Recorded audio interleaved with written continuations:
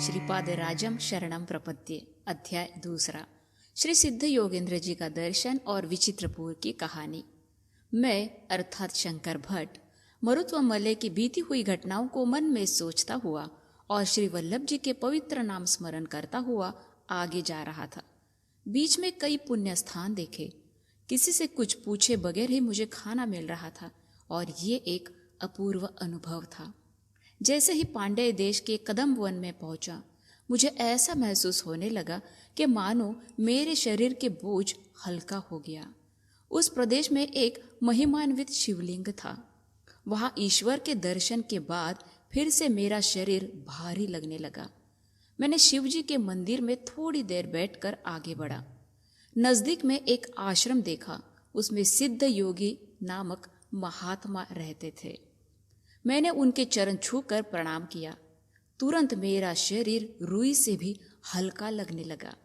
मैं तो शारीरी हूँ, यह ज्ञान तो था, पर शरीर का वजन बिल्कुल नहीं था। यह शून्य के बराबर था। उस महागुरु ने बहुत प्यार से मेरे सर पर हाथ रखकर श्रीपाद वल्लभ दर्शन प्राप्ति रस्तु का आशीर्वाद दिया था। फिर उस योगी वरेण्य ने कहा, वत्स शंकर भट्ट, अभी अभी तुमने जो शिवलिंग देखा वो बहुत महिमान्वित है। एक जमाने की बात थी। देवेंद्र ने कई राक्षसों पर विजय पा लिया, किंतु एक राक्षस बचकर निकला और तपस्या करने लगा। इंद्र ने कुछ सोचे समझे बेरहमी से उसका वध किया। इस महापातक से देवेंद्र की कांति क्षीण होती गई। उसने अपने पाप से मुक्त होने के लिए बहुत सारे पुण्य क्षेत्रों का दर्शन किया। जो ही वो पांड्य देश के कदम वन में कदम रखा, त्यों ही उसके सारे पाप धुल गए। देवेंद्र आश्चर्यचकित हुआ, किंतु आभास हुआ कि ये क्षेत्र बहुत महिमान्वित है। ढूंढते ढूंढते आखिर उसने शिवलिंग देखा। श्रद्धा के साथ उसकी पूजा की और उस स्वयंभू शिवलिंग का मंदिर बनाया। इस तरह वो देवेंद्र से प्रतिष्ठित शिवलिंग है। ये शिवलिंग समस्त पापहारी और सर्व मंगलमय है। अधिक पुण्यवान ही इसका दर्शन कर सकते हैं। हाँ, ये अलग बात है कि श्री दत्त प्रभु जी के भक्तों को मांगे बिना और कोशिश किए बिना ही साधु जनों की संगति और पुण्य क्षेत्रों का दर्शन प्राप्त होता है। ये सुनकर मैंने फिर से उनके चरण छू लिए। सिद्ध योगेंद्र जी ने मुझे और एक बार शिवलिंग दर्शन करने भेजा था। मैंने जाकर देखा तो वहां अत्यंत सुंदर शिवालय था, लेकिन वो पहले वाला नहीं था। मैंने किसी से पूछा तो पता चला कि वो मीनाक्षी सुंदरेश्वर जी का मंदिर है और वो मधुरा है। मंदिर में दर्शन के बाद आश्रम की ओर बढ़ा। जो जगह पहले सुनसान थी, वो अब लोगों की भीड़ भाड़ से शहर जैसा लगने लगा। आश्रम तो कहीं नजर ही नहीं आया। श्री वल्लभ जी का नाम स्मरण करता हुआ किसी एक रास्ते से मैं जाने लगा। शाम हो गई, अंधेरा छाने लगा, लेकिन मुझे आभास हुआ कि अमुक चकाचौंध रोशनी मेरे पीछे आ रही थी। मैंने पीछे मुड़कर देखा तो 3 शीर्ष वाला एक बड़ा सांप मेरे पीछे पीछे चला आ रहा था। 3 शीर्षों पर 3 मणियां थी। उन मणियों में से ही रोशनी आ रही थी। मैं बहुत डर गया। मैं चला तो वहां चला, मैं रुका तो वह रुका। मैं सिद्ध योगेंद्र जी के आश्रम में पहुंचते ही वो अद्भुत सांप ओझल हो गया। श्री सिद्ध योगेंद्र जी ने बड़े प्यार से मेरा स्वागत किया। सेके हुए चने का प्रसाद केले के पत्ते में रखकर खाने के लिए दिया। मैंने पेट भर खाया। खाने के दौरान भी मेरे दिल की धड़कनें तेज होती थी।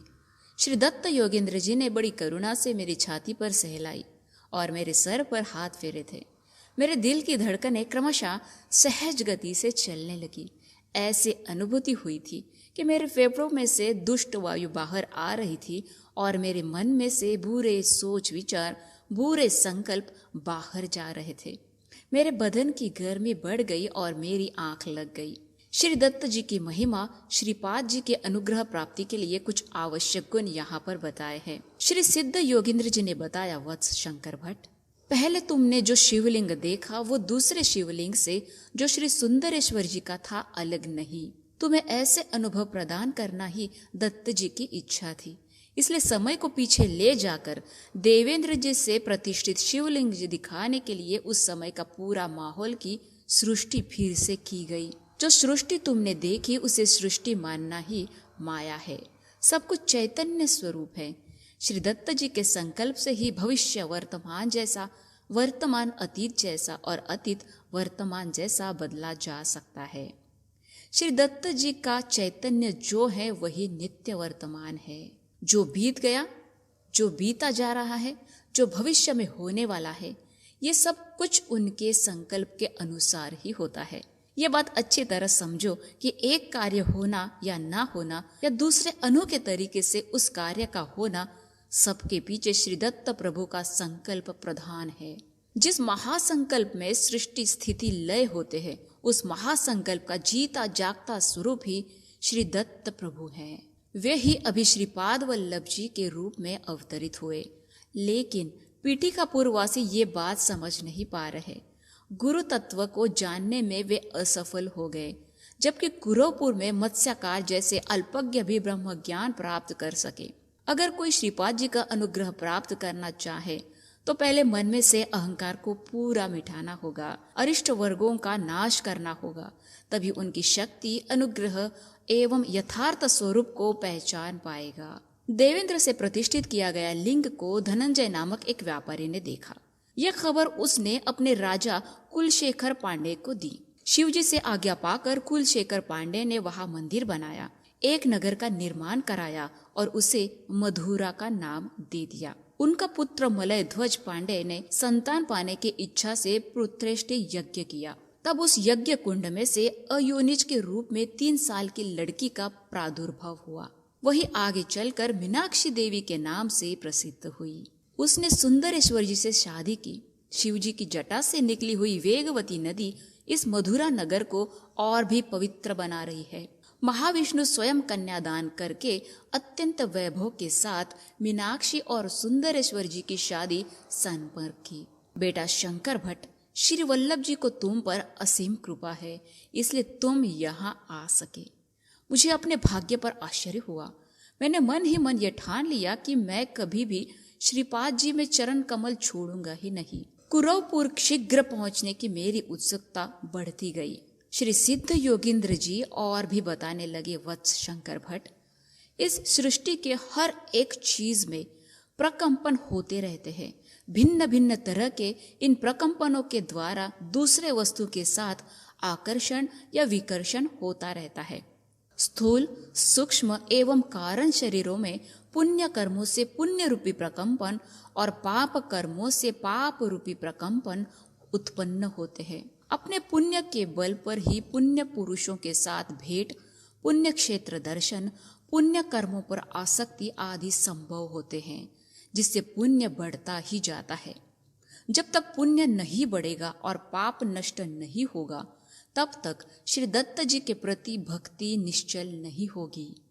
काल, कर्म तथा कारणवश से ही तरह तरह की घटनाएं घटती होती है। धनंजय नामक व्यापारी ने इंद्र प्रतिष्ठित शिवलिंग के बारे में कुलशेखर पांडे को बताया, जिससे उसे महापुण्य मिले। इस पुण्य विशेष से ही अगले जन्म में कुसुम श्रेष्ठी नाम से वैश्य कुल में पैदा होकर भी आंध्र प्रदेश के बृहतशिला नगर का राजा और साक्षात जगन माता का पिता बन गया। नंदीश्वर का एक अंश उनका पुत्र एवं अंबिका के भाई विरूपाक्ष के रूप में पैदा हुआ। श्री दत्त प्रभु ने अपना एक अंश उसमें निक्षिप्त किया। जगन माता वासवी के नाम से प्रसिद्ध हो गई। सिर्फ ज्ञान ही ये जान सके कि वासवी कन्या परमेश्वरी साक्षात अंबिका है और त्रिमूर्त्यात्मक दत्तात्रेय रूपी श्रीपाद वल्लभ स्वयं श्रीमन नारायण। श्रावण शुद्ध पूर्णिमा के दिन अंबिका ने श्रीपाद वल्लभ का रक्षाबंधन किया। ये देव रहस्य है, आम लोगों से कहने वाली बात नहीं। फिर भी श्रीपाद जी की आज्ञा से मैं तुम्हें बताता हूँ। उस पवित्र दिन अंबिका के मंदिर में या दत्त क्षेत्र में जो भी उन मूर्तियों का दर्शन करता है, उसे अवश्य पुण्य मिलता है। शिव और केशव अभेद हैं। जो भी उन्हें भेदभाव से देखते हैं, उसे जरूर पाप लगता है। एकादशी के दिन सभी तरह के पाप अन्न में निक्षिप्त रहते हैं, इसलिए उस दिन उपवास करके द्वादशी के दिन योग्य ब्राह्मणों को अन्नदान करे तो महाफल मिलता है। अगर द्वादशी के दिन अन्नदाता खुद उपवास करके अन्नदान करे तो उत्तम फल प्राप्त होने के साथ साथ पाप का नष्ट भी हो जाता है। एकादशी के दिन उपवास करके द्वादशी के दिन उत्तम ब्राह्मणों को भोजन खिलाकर खुद भी उपवास तोड़ा तो मध्यम फल प्राप्त होता है। पुण्य तो अवश्य मिलता है, परंतु पाप नष्ट नहीं होता।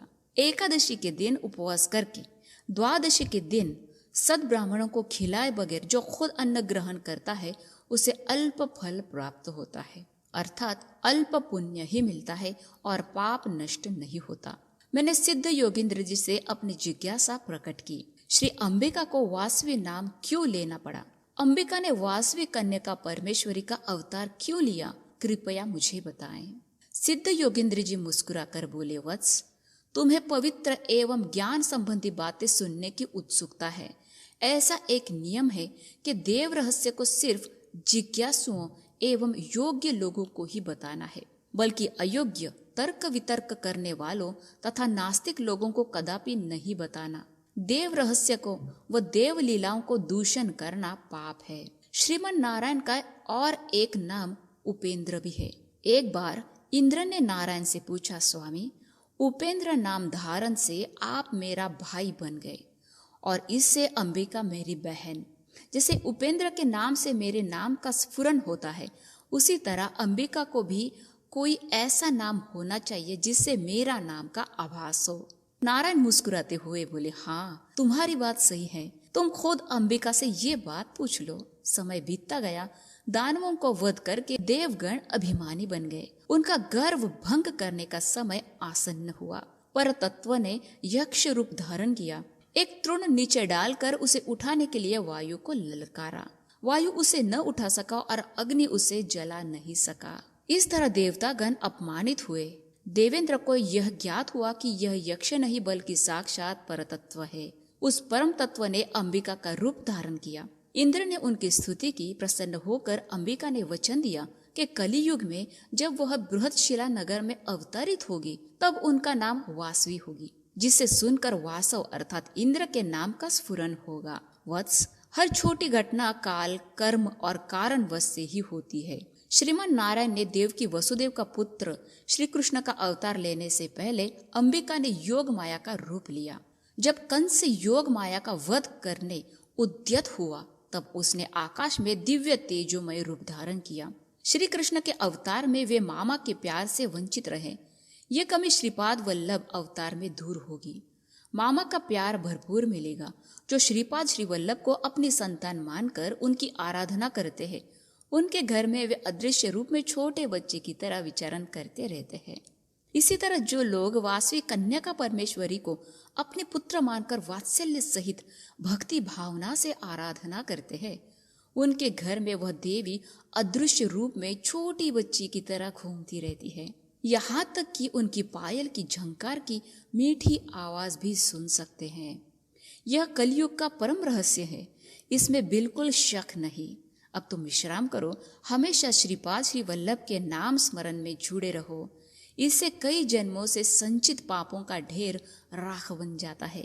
इसके बाद चूंकि मैं बहुत थक गया, तुरंत गहरी नींद में चला गया। अगले दिन सुबह जब आग खोली तो मेरे आश्चर्य का ठिकाना न रहा, क्योंकि मैं एक छोटे से पहाड़ पर वट वृक्ष के नीचे था।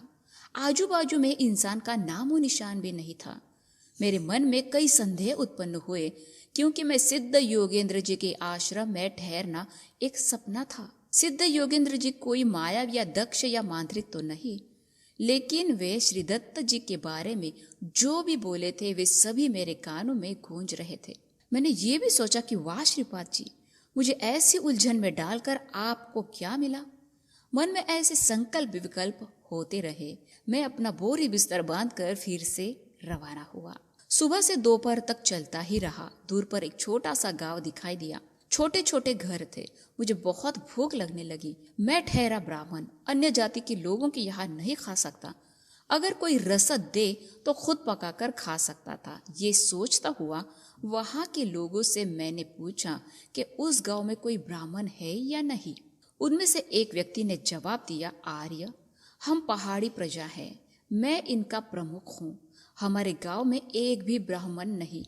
अगर आपको ऐतराज ना हो तो हम फल और शहद देंगे। मार्ग में शूद्र वदाचरित यही लोकोक्ति है, रास्ते में कुछ कोई दे तो उसे खाने में कोई आपत्ति नहीं। उन्होंने फल और शहद दिए। मैंने खाने के लिए हाथ बढ़ाया ही नहीं, अचानक कहीं से एक कौवा आया और मेरे सर पर चोंच मारने लगा। मैंने उसे भगाने की बहुत कोशिश की पर नाकामयाब रहा। दुर्भाग्य से कुछ और भी कौवे आकर मेरे बदन पर जहां चाहे वहां चोंच मारने लगे। मैं भयभीत होकर भागने लगा, लेकिन उन्होंने मेरा पीछा नहीं छोड़ा। कोई एक भी मेरी मदद करने आगे नहीं बढ़ा। उनका प्रमुख बोला, बाप रे, क्या आश्चर्य की बात है, हमारे गांव के कौवे कभी किसी को पीड़ा नहीं पहुंचाते। वे इतने आग्रह के साथ व्यवहार क्यों कर रहे हैं, ये हमारे समझ में नहीं आ रहा। तुम किसी सिद्ध पुरुष की निंदा की होगी या उनका अपमान किया होगा। उनके शाप से ही तुम्हें ऐसी सजा भुगतनी पड़ रही है। अगर हम रोकने की कोशिश करें तो शायद ऋषिवर हम पर भी नाराज होंगे।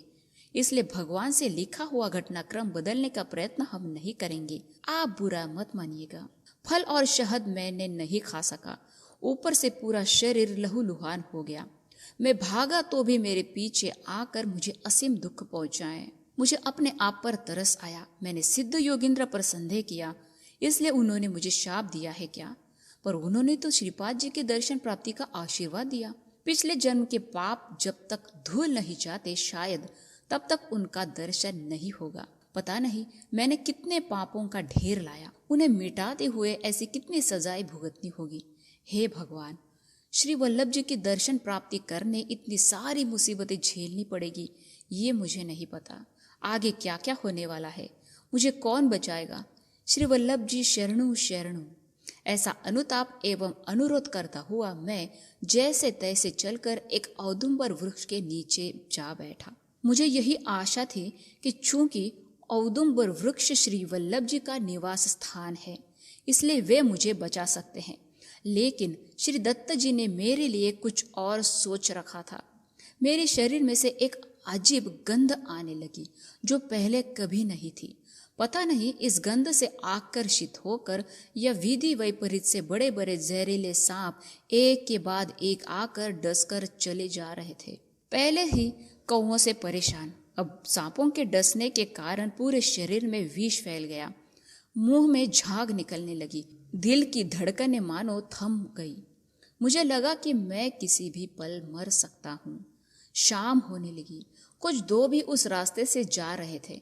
धुले हुए कपड़ों के गट्ठे गंध को पीठ पर डालकर जा रहे थे। उन्होंने मेरी दुर्अवस्था देखी। वे दुविधा में थे कि ब्राह्मण को छू सकते हैं या नहीं, परंतु और भी देर करे तो जान जाने का खतरा है। किसी का जान बचाना ही सबसे बड़ा धर्म है। ये सोचकर वे मुझे गधे पर बिठाकर उनके गांव ले गए। सारा दिन बुरा ही जा रहा था। वे धोबी मुझे मोची के पास लेके गए। उनमें से एक को विष संबंधित वैद्य की जानकारी थी। दुर्गंध से भरी हुई उस जगह में मुझे एक खटिया पर लिटाया। वह मोची वैद्य ने कुछ जड़ी बूटियों का रस निकालकर मुझे पिलाया। जहां सांप डसे थे उन जगहों पर पत्ते रखकर बांधा था। वट वृक्ष किसलियों को तोड़ कर लाए। उनमें से दूध जैसा रस बह रहा था। 2 डंठलों को दोनों कानों में रखा। मैं दर्द सहन नहीं कर सका। उठकर भाग जाने की कोशिश की। 2 हट्टे कट्टे आदमी मुझे पकड़ कर रखे थे। मैं तो बेबस था। उस वैद्य ने उन आदमियों से कहा, जहर पूरा बट के पत्तों में आ जाएगा, तब उन पत्तों को जलाना होगा। जहर पत्तों में जितना ज्यादा भरने लगता है उतना ज्यादा तकलीफ इससे होगी, इसलिए इसे मजबूत पकड़कर रखना है। थोड़ी देर के बाद जहर का प्रभाव पूरा निकल गया और मैं स्वस्थ हो गया। सारी रात मैं उसके घर में लेटा रहा। उस मोची सारी रात दत्त दिगंबर श्रीपाद वल्लभ दिगंबरा का संकीर्तन कर रहा था। मिठास से भरा हुआ वो नाम सुनते ही मेरे मन को शांति मिली और खुशी से मेरा मन उछलने लगा। मुझे यह एहसास हुआ कि हमारे बीच आत्माओं का रिश्ता था। मुझे उस पर प्यार उभर आया। उसी पल मुझे ये याद आकर दुख हुआ कि मैं ब्राह्मण हूँ, जबकि वह अत्यंत कुलज एक मोची है। शंकर भट्ट को मोची का उपदेश यहाँ आता है।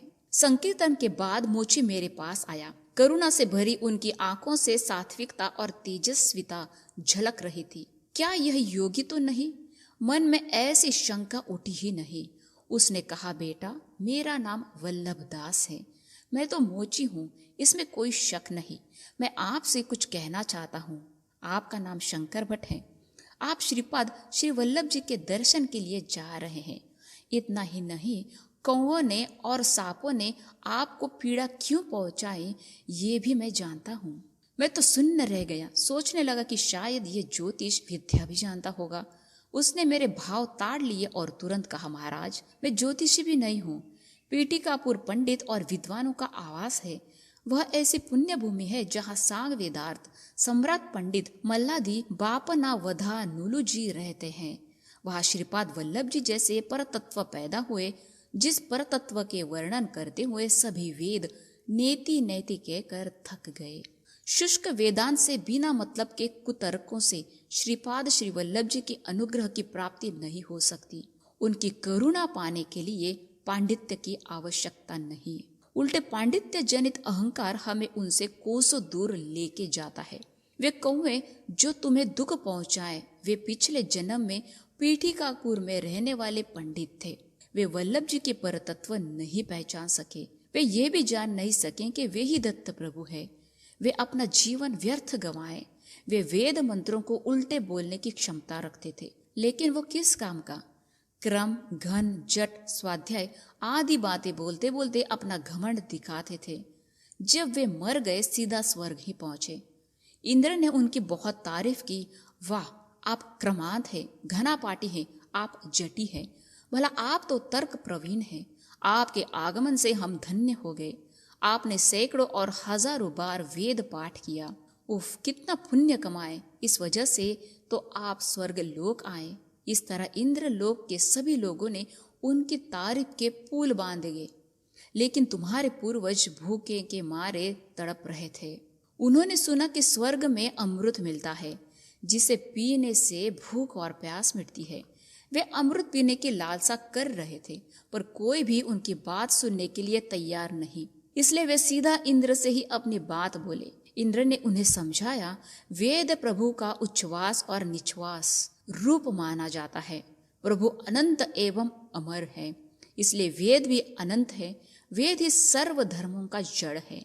वेद पाठ से आपने प्रभु की स्तुति की, इसके बदले में हम देव देवता आपकी स्तुति कर रहे हैं, जो साधारण बात नहीं है। अगर किसी को खाना चाहिए तो पहले वे किसी को खिलाए हुआ होना चाहिए। अगर कोई एक दाना दान किया हो तो हम देव देवता उसे 1000 गुना ज्यादा करके उसे अपने दान का फल अवश्य देते हैं।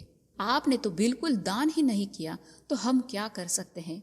आपने वेद उच्चारण किया, इसकी फल प्राप्ति आपको मिली। जब तक आप इंद्रलोक में है, तब तक बिना पाबंदी के आराम से रह सकते हैं। बाद में दूसरे लोक में जा सकते हैं। इस तरह अनंत काल तक आप स्वतंत्र से रह सकते हैं। ये सुनकर वे और भी खिन्न हो गए। भूखा प्यासा अनंत काल तक रहना दुर्भर सजाती।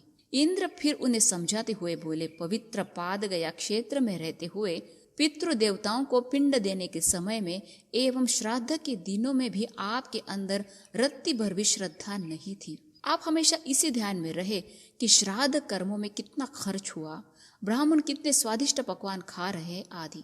बल्कि श्राद्ध कर्म के प्रति न श्रद्धा थी, पितरों के प्रति न भक्ति थी। इसलिए पितृ देवताओं को उत्तम गति प्राप्त नहीं हुई। तुम्हारे वारिस भी यही परंपरा जारी रखे थे। आपकी संतान भी हमारे माता पिता कितने सालों तक जिंदा है, उनके खाने पीने के लिए कितना खर्च हो रहा है, उनके दवा दारू के लिए बेकार में कितने रुपए खड्डे में जा रहे हैं आदि सोचते रहे। साक्षात श्री नारायण जी श्रीपाद श्री वल्लभ जी के रूप में आपके बीच में अवतारित हुए। भवसागर पार करने का रास्ता दिखा रहे थे, तो आपने उनको भला बुरा कहा, व्यर्थ तर्क वितर्क किए। यद्यपि भगवान के सभी लक्षण सर्वांतर्यामित्व, सर्वज्ञत्व, सर्वशक्तिमत्ता जैसे अवतार चिन्ह उनमें दिखाई देते रहे थे, फिर भी आपने अंधों की भांति यह पहचानने से इनकार किया कि श्रीपाद श्री वल्लभ जी ही दत्त प्रभु है। आपके वंश में जो श्रीपाद श्री वल्लभ जी के नामोच्चारण से पवित्र बन जाता है, उसके शरीर में से थोड़ा सा रुधिर पान करने के बाद ही आपको उत्तम गति प्राप्त होगी। तब तक आप लोग पितृ देवताओं का रूप वायस रूप में रहेंगे।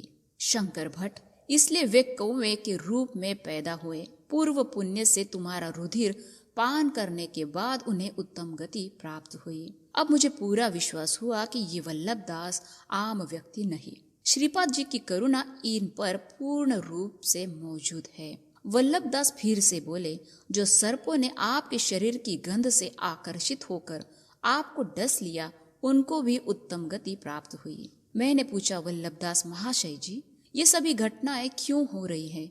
इस तरह अगर मेरा शरीर कौवों का, सांपों का और अन्य जानवरों का आहार बन जाए तो मुझे बहुत तकलीफ होगी। कल कहाँ से कौन सा प्राणी मुझ पर वार करेगी, ये डर मुझे खा जाएगा। तब वल्लभ दास जी मुस्कुराते हुए बोले, ये सभी श्रीपाद जी की लीला है। तुम ऐसा डर मन से निकालो, आगे से ऐसा कुछ भी नहीं होगा। जो हमें जान देता है उसी को जान लेने का भी अधिकार होता है, इसलिए जान लेने का अधिकार सिर्फ भगवान को ही है। लेकिन तुम्हारे पितृ देवताओं में से कुछ लोगों ने कब्रिस्तान में काली माता की उपासना की और उस मंत्र के प्रभाव से उनके जो अप्रिय लोग थे उन्हें मार डाले। इस तरह कुछ लोगों की अकाल मृत्यु का कारण बन गए, जिससे उन्हें पाप लग गया। इस पाप के कारण उन्हें सांप जन्म मिला। तुम भी उसी वंशज हो और तुम पर श्रीपाद श्री वल्लभ जी की अपार करुणा है। आप लोग खून के रिश्तेदार हो, इसी हेतु से ये घटना हुई। इससे उन लोगों को भी उत्तम गति प्राप्त हुई। महाशय, ब्राह्मण को हमेशा सत्यान्वेषी होना चाहिए, क्षत्रिय धर्म से जुड़ा रहना चाहिए। वैश्य को खेती, गायों की रक्षा करना, क्रय विक्रय आदि व्यवहार संभालना है, इसलिए उन्हें शांति और सब्र में कामकाज निपटना होगा। शूद्र को प्रेम की भावना के साथ सेवा करना है, लेकिन भगवान के अनुग्रह पाने के लिए जात पात, वर्ण, अमीर या गरीब ऐसा कोई भेद नहीं। क्षात्र धर्म निभाते निभाते ब्राह्मण राजा बन सकता है।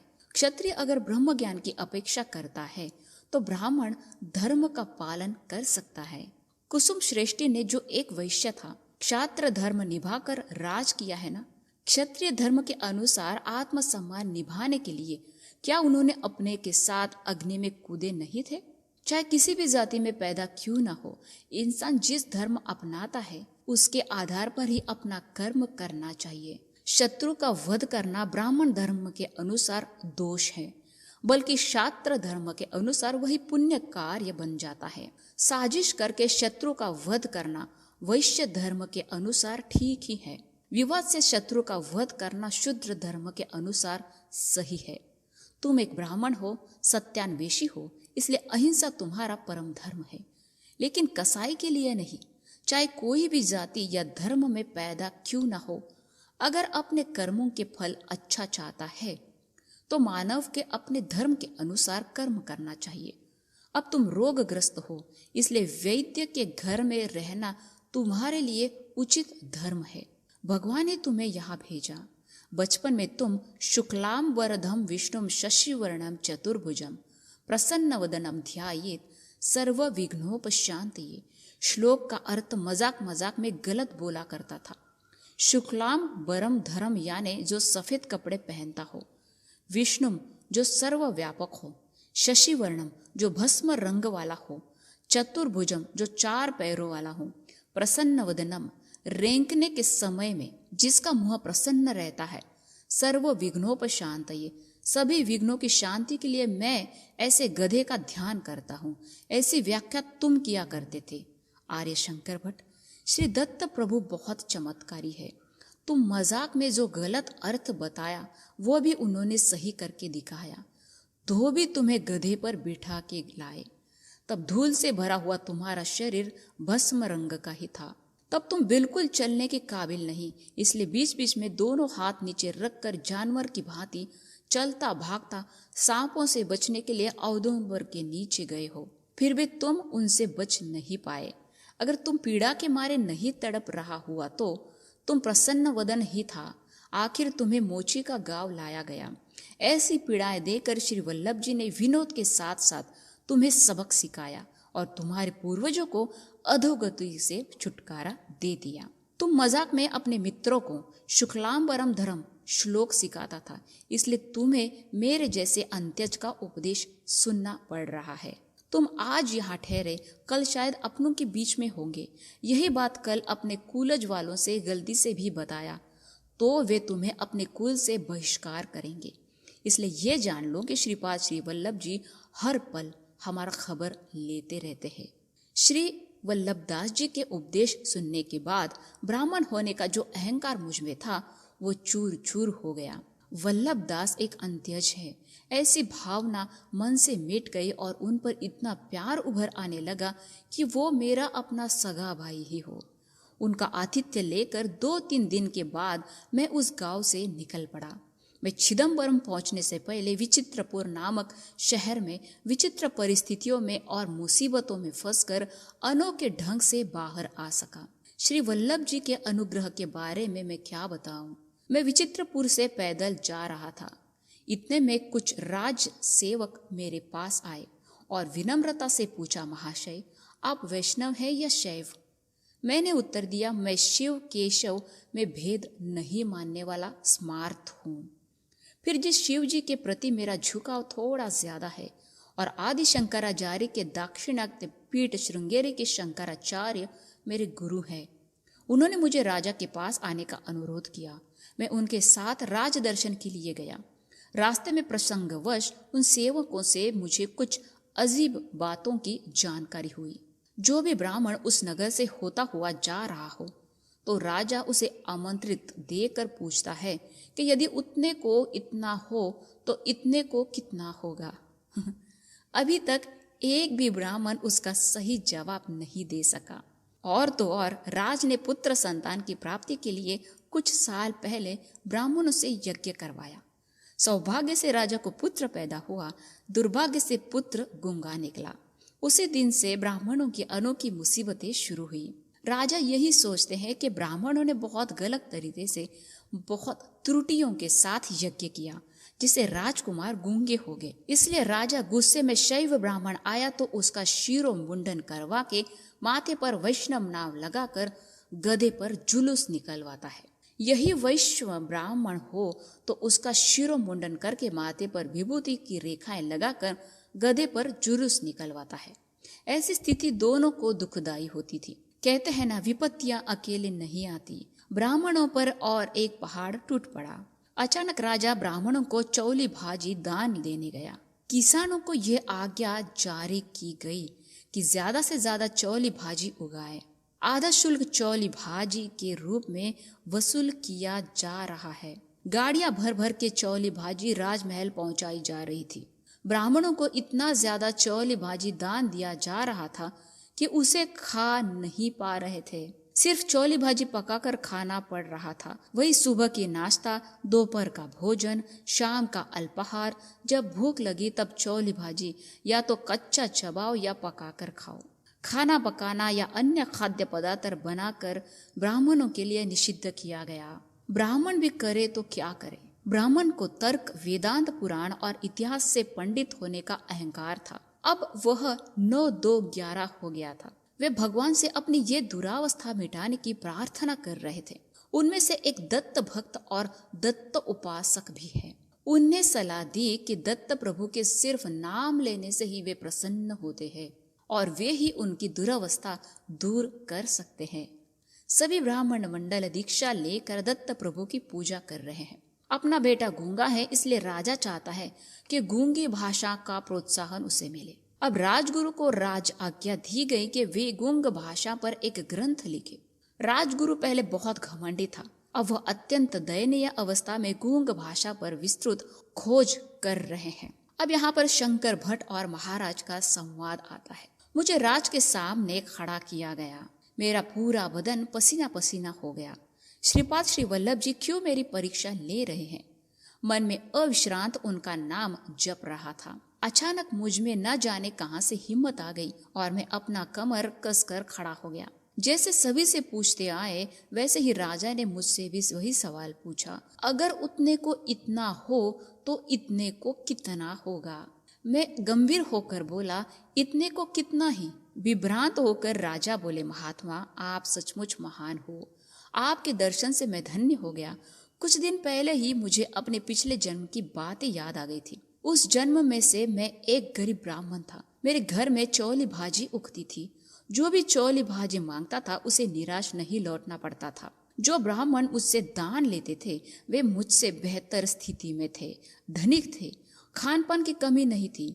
दोनों हाथ फैलाकर दान तो लेते थे पर कभी न मेरी मदद की, न मुझ पर दया दिखाई। श्राद्धों में या ब्याहों में उनकी तरफ से जब भी मुझे भेजते थे तब उन दक्षिणा या दान पुरस्कारों में से सिर्फ 1% मुझे देकर 99% वे लेते थे। परिश्रम मेरा, फल उनका। इतनी गरीबी में मैंने भाजी का दान देना नहीं छोड़ा। वे ब्राह्मण तो बोलते थे भाजी बहुत स्वादिष्ट है, प्रत्येक दिन खाओ तो भी सेहत के लिए अच्छा है, कुछ नुकसान नहीं पहुंचाता। समय बीतता गया। पिछले जन्म में कंगाल होने के बावजूद मैंने दान किया, इसलिए इस जन्म में राजवंश में पैदा हुआ। जो मुझसे दान लेते थे वे गरीब ब्राह्मण जैसा मेरे ही राज्य में पैदा हुए। अब मैं उनसे 100 गुना धनवान और शक्तिवान हूँ। थोड़ी ही भाजी दान में से मैं राजा बन पाया, तो अब गाड़ियां भर भर के भाजी दान कर रहा हूँ। तो इसका फल मुझे कितना मिलेगा? यही सवाल मैंने आपसे भी पूछा, सिर्फ आप ही सही उत्तर दे सके।